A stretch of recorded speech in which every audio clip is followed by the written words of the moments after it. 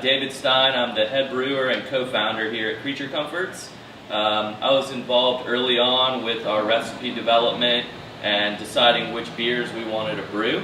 And Reclaimed Rye is obviously one of our initial core beers, and we're very excited about finally releasing it. It's a beer that we wanted to release for about 3 years in cans. So it's been draft only since we opened, and then we've been waiting and waiting and waiting to release it in cans. We kept saying, 3 years ago we started telling people, hey, coming soon, but what happened was that we're only able to produce a certain amount of liquid here, and we had I guess the demand of Tropicalia was reached a certain level to where we just couldn't fit in the production for enough Reclaimed Rye for cans, because we wanted to make sure that Tropicalia was able to exist in cans in both Athens and Atlanta. And we're at a point now where we still can't really satisfy the demand completely for Tropicalia in Atlanta. So there just wasn't room in our production schedule to fit it in.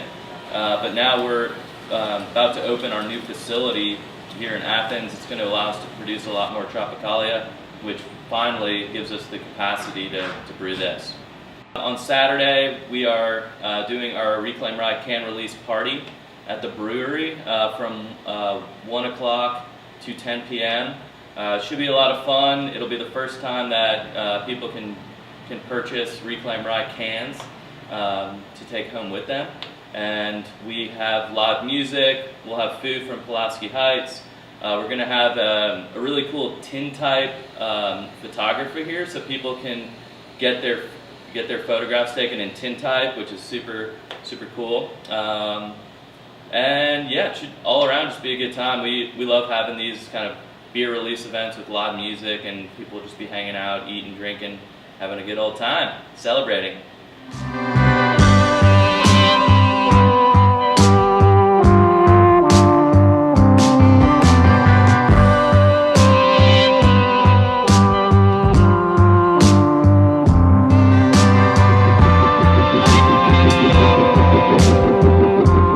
We opened in April of 2014.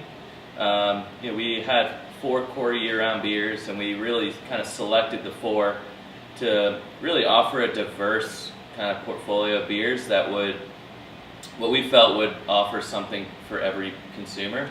So we had obviously an IPA. I feel like that's a must. Then we did a Pilsner and a Berliner Weiss. And then we were trying to figure out, we wanted something like a little bit darker. So we were trying to decide, what are the options? So you can either do an amber, you can do a brown ale, you can do a stout. And we felt, for a year-round offering, that an amber would be a little bit more of what we like, what we want to go for. So then we kind of challenged ourselves. Well, personally, we were thinking, we want to do an amber, but it's not necessarily a style that we drink very often. We feel like it's a really beautiful traditional style of beer that a lot of consumers do drink, especially when you look at New Belgium they've paved the way with Fat Tire. You look at Yinling and how well that those beers do. So we knew that there's a huge consumer base of people out there that want to drink that style of beer, but not many craft breweries are doing it, and it's not necessarily viewed as like a sexy style like IPA is, but we like to look back at a little bit at tradition and challenge ourselves too to do something that is not really in our wheelhouse. It's not something that people would assume we would do, but we see that there's a need for it. So what we decided was, how do we make an amber that is a little bit outside of the ordinary? Kind of pulling from tradition, but making it uniquely ours. So I think Adam and I, our first thought was to think of you get some of that malty, almost caramel, bready flavors from an amber, and it made us think about like a rye whiskey, and kind of drawing like a parallel, to some of the flavors, and then it got us thinking, how can we bring some of the flavors of a rye whiskey into this beer. So that's when we decided to use a good portion of rye in the grain bill. So it has both rye malt and flaked rye. And then also we wanted to bring in kind of that wood character a little bit. We don't want it to be like a super oaky beer, but it has a very subtle French oak character that we brought into the beer, and really that's, in my mind, what takes this beer from being your standard very tasty amber and elevates it to something a little bit greater, in my opinion. Yeah. Great. And you kind of talked about the brewing process there. If you maybe want to expand on that a little bit, and then just talk about how you feel about this weekend. Yeah. So the brewing process for Reclaimed Rye, it's pretty standard, I would say. What sets it apart is the use of the rye.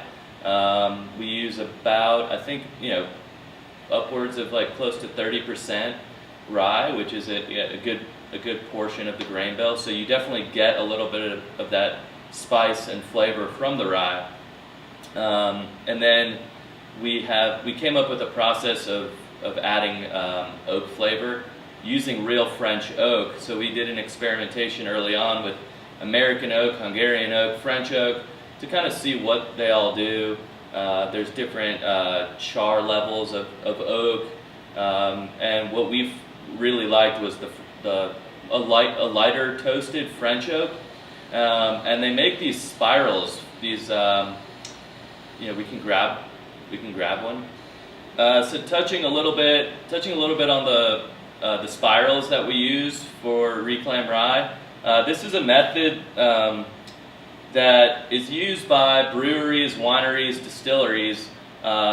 It's not always an alternative to using barrels, but it can either be a supplement, or a replacement for the need to age liquid, in barrels to achieve those flavors. So it wouldn't really make sense for us on a larger production level for every batch of Reclaimed Rye to go into big oak barrels and age and then bring them out. It would be a kind of a quality nightmare to just keep the beer where we really want it. So this offers a very easy way for us to do it. So we've kind of determined exactly how many of these should go into each batch of Reclaimed Rye, and it goes into the beer once it's after fermentation. So you have finished beer, and we run the beer through our centrifuge into our bright tank. So we essentially have ready to package beer, and what we do is we add these into the bright beer, and we used to do it to where it would have to sit in the tank for 7 days to achieve this like nuanced oakiness.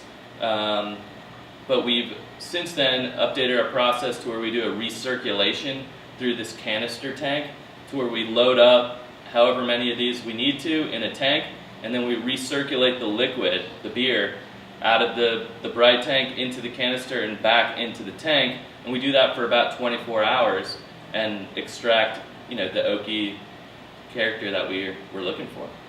So it's pretty cool.